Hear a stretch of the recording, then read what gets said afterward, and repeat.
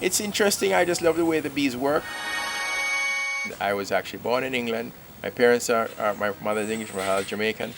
I grew up almost all my life in Jamaica. I went to primary school, St. Andrew Prep and Primary School. Went away to university, came back to Jamaica, and I've pretty much been here ever since. I'm involved in the community here, and we have an association, and a couple other members said why that they thought they were going to look at doing something that would help the environment, would be interested. And so we decided to bees, and a lady up the road, Mrs. Burgess, said why she's interested, and she had done it before and she got some more bees, and she said I wanted some. I said sure. So I started off with 5 hives, and I just got interested in it, and it's something that is interesting to do. It's obviously you get honey out of it, which is always an added benefit, but it can be a business, a good business for somebody who's going to focus on it. Me, I have plenty of other things that I do, so raising bees is not my primary focus. I'm in the electronic security business, but bees is a hobby that has kind of started to grow into something more because I've been expanding it, and so I'm trying to take it a little more seriously and put a little more effort into it and expand it from that point of view. I just started with 5 hives, and I started looking after them. And what happens if you look after them and constantly manage them, you can grow.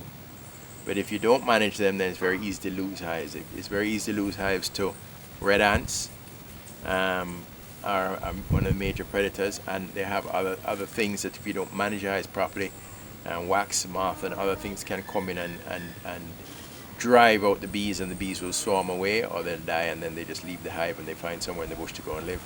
The queen will fly out, take the majority of the bees, they all take about 3 days supply of honey with them, and they fly off, and then she finds somewhere else and they go find a new home somewhere. So that's why you also find bees in the wild, that they've swarmed out of somebody's box. Job as a beekeeper is to make sure the bees have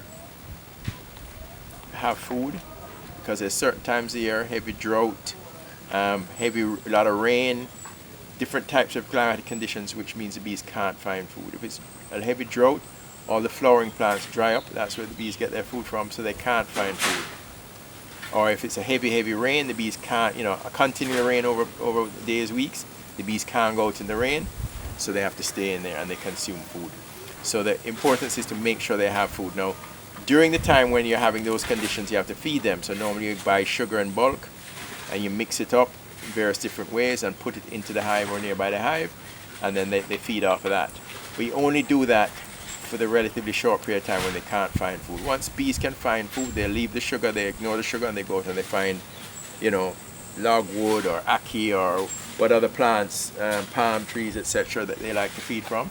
They feed from that. So once the bees are feeding and finding food, that means the queen is happy because she sees them finding food, and then she starts laying, and then the hive starts to get big because the bees are coming out and she's increasing the number of hives.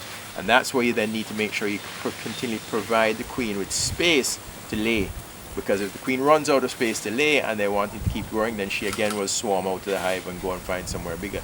So in that case you have to either super the box, which is putting a second box on top of the singles, and you put frames in there and allow the queen to increase the size of her hive, have more space to lay, more bees inside there, more honey they can find, more work they're doing. So you have to make sure that A, they have food when in the times when there's not available, and then when they have food, you have to make sure she has space to lay and they have space to store honey. Misconceptions is also that you can get honey from bees all the time. That's a common misconception. You only can get it at certain seasonal times where plants and flowers are blooming. So it's called the flow period. So right now, like January, February, March. Normally it's February, March, April, or April, May, depending on the weather. So that's when you get a lot of honey. Then you have another period coming down to October, where you can get the honey, but you don't get honey every week, every month, all year. It's not like that. I'm involved with the association, the Kingston St. Andrew Beekeepers Association, which encourages more people to get into it. There's a huge worldwide demand for honey, huge. What happens in Jamaica, we as bee farmers, we can't even barely provide enough honey for Jamaica. But Jamaica's honey, like a lot of Jamaican products, is very highly regarded because of its quality and because we are very observant of pests and controls. They have a lot of diseases in North America and Europe which we don't have here, so our honey is always in high demand. So there's a big export market for it. There's a huge demand for it in Europe, America, China, places like that. So it's something that we try and encourage young people who are interested to do something. Maybe they start off part-time, because sometimes people don't know if they're allergic to bees. They get stung. It's not a problem. They get stung. It's a major problem. And they say, well, maybe this is not for me. But aside from that, it can be something that people can get into, and it can turn into a decent source of income. There's a lot of people who survive off of it, and there's people who make a lot of money off it once you get to a certain size. So it really is an alternative agricultural type industry. It's called the apiculture industry, which has a lot of potential for growth, and it's quite easy to get into, and we encourage young people to try and get into it because it's got that big potential.